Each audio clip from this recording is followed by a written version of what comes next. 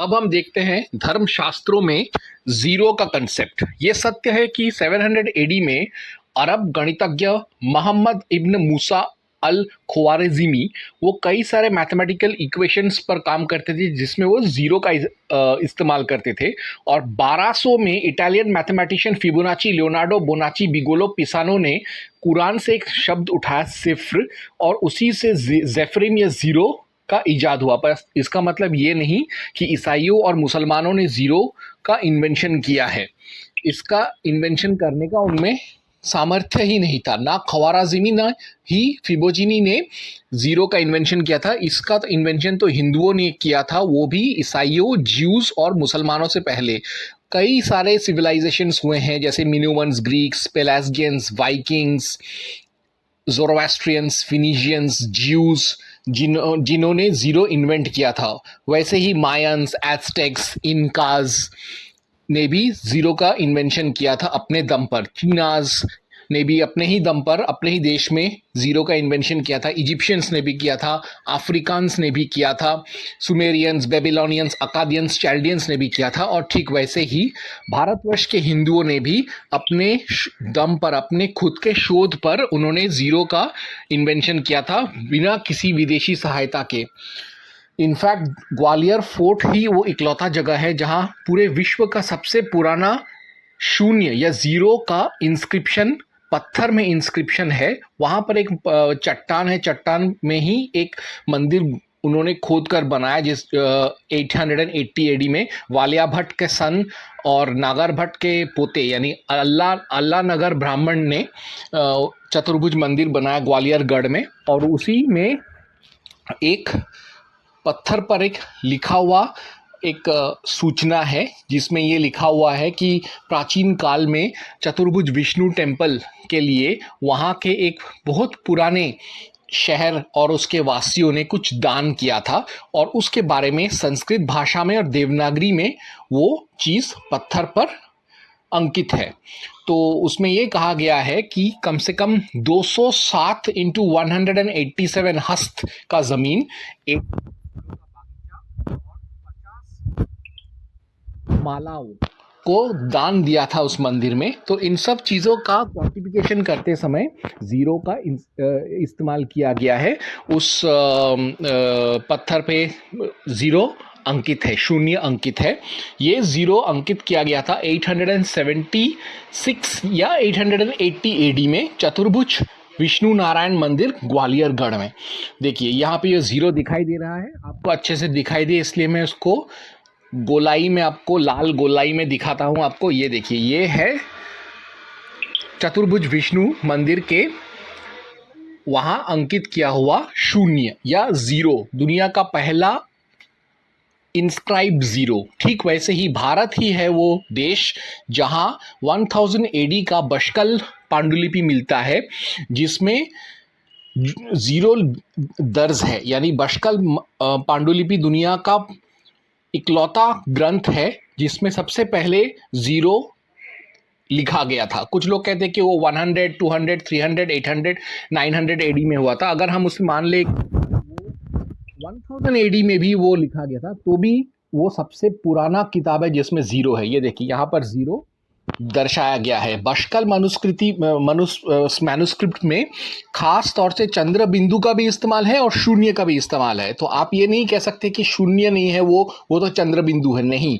बशकल पांडुलिपि में शून्य और चंद्र बिंदु के पार्थकता को ठीक तरीके से दिखाया गया है।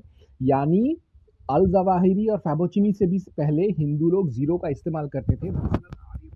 था ब्रह्मगुप्त ने जीरो के जरिए मल्टीप्लिकेशन, डिवीजन ये सब करके बताया था। मगर इसका अर्थ ये नहीं है कि जीरो का आविष्कार आर्यभट्ट ने या ब्रह्मगुप्त ने ही किया था। ब्रह्मगुप्त और आर्यभट्ट से भी पहले 300 एडी में पिंगल छंद में शून्य का जिक्र है। 1500 बीसी के पुराणों में भी जीरो का जिक्र है। 10,000 बिफोर क्राइस्ट में वेदों में भी जीरो का जिक्र है। अब हम उन सारे श्लोकों को देखते हैं जिसमें जीरो का उल्लेखित है। अब हम देखते हैं धर्मशास्त्रों में जीरो का कंसेप्ट। तो अभी हम अथर्ववेद में सर्वप्रथम अथर्ववेद में हम शून्य का उल्लेख देखेंगे। तो इसके लिए हम पढ़ने वाले हैं अथर्ववेद का कांड 14 सूक्त 2 मंत्र 19 अर्थात अथर्ववेद 14.2.19। मंत्र कुछ ऐसा है, उत्तिष्ठेथः किमिच्छन्ति दमागा अहं त्वडे अभिभूः स्वाद्गृहात् शून्यैषि नीर्ते याजगन्धोत्तिष्ठाराते प्रपतमेह रंस्तथा। हे नीरते, तू उठकर खड़ी हो, किस प्रयोजन से तूने यहाँ आगमन किया है? हम तेरा तिरस्कार करते हुए तुझे अपने गृह से भगाते हैं। शत्रु रूपिणी तू घर को शून्य करने के निमित्त यहाँ आई है। तू यहाँ विचरण ना कर तथा शीघ्र भाग जा। ये देखिए, यहाँ पर खुले तौर पर शब्द आता है शून्यैषि अर्थात शून्य यानी जीरो, नथिंगनेस।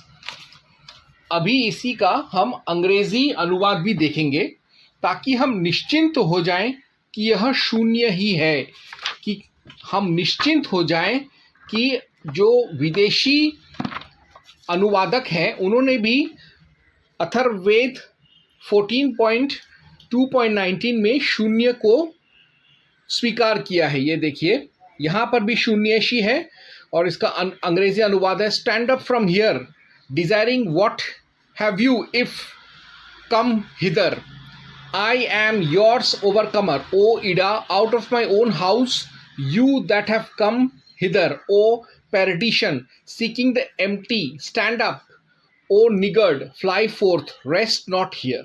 यानी अथर्ववेद में पुराण और बाइबल से भी पहले शून्य, जीरो, नथिंगनेस, एम्प्टीनेस का उल्लेख है और कोई घुमा फिरा कर नहीं है।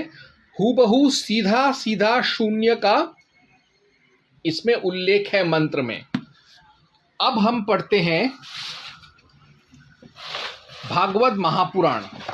भागवत महापुराण का हम 12.4.10.21 पढ़ेंगे अर्थात द्वादश स्कंद, 12वां स्कंद, चौथा अध्याय का 10वां और 21वां श्लोक। श्लोक कुछ इस तरीके से है, दहत्य नील वेगोत्थः शून्यान भुवि वरानथ उपर्यधः समन्तांच शिखाभिर्वह्नि सूर्ययो। इसका अर्थ हुआ,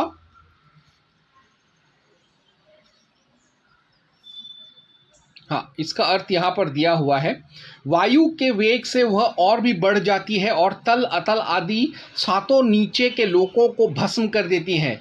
वहाँ के प्राणी तो पहले ही मर चुके होते हैं। नीचे से आग की करारी लपटें और ऊपर से सूर्य की प्रचंड गर्मी। उस समय ऊपर नीचे चारों ओर यह ब्रह्मांड जलने लगता है और ऐसा जान पड़ता है मानो गोबर का उपला जलकर अंगारे के रूप में दहक रहा हो। इसके बाद प्रलयकालीन अत्यंत प्रचंड सामवर्तक वायु सैकड़ों वर्षों तक चलती रहती है।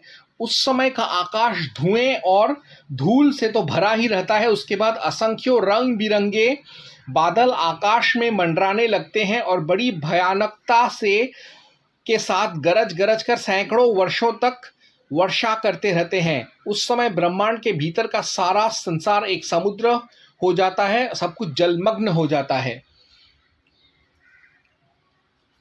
खास तौर से यहां पर देखिए,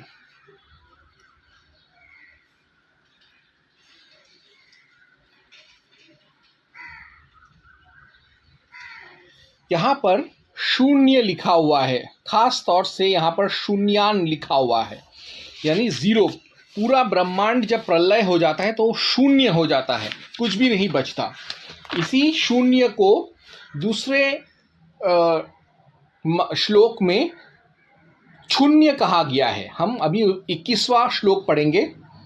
न स्वप्न जागृत्र न च तत् सुषुप्तं न खं जलं भूर नीलोग्निर्कः संसुप्त वच्छुन्य वद प्रतकर्यं। इसका अर्थ यहाँ पर दिया हुआ है, उस समय स्वप्न, जागृत और सुषुप्ति ये तीन अवस्थाएं नहीं रहती। आकाश, जल, पृथ्वी, वायु, अग्नि और सूर्य भी नहीं रहते। सब कुछ सोए हुए के समान शून्य सा रहता है। उस अवस्था का तर्क के द्वारा अनुमान करना भी असंभव है। उस अव्यक्त को ही जगत का मूलभूत तत्व कहते हैं। यानी जब प्रलय हो जाता है, सब कुछ खत्म हो जाता है, there is nothing, there is emptiness, there is zero, there is शून्य। पूरा सृष्टि जो है, कायनात जो है, शून्य बन जाता है। तो मैंने आप लोगों को साबित करके बता दिया कि धर्मशास्त्रों में, बाइबल, कुरान से भी पहले शून्य का उल्लेख किया गया है, सीधे तौर पर धाकड़ अंदाज में। ओम हनुमते नमः।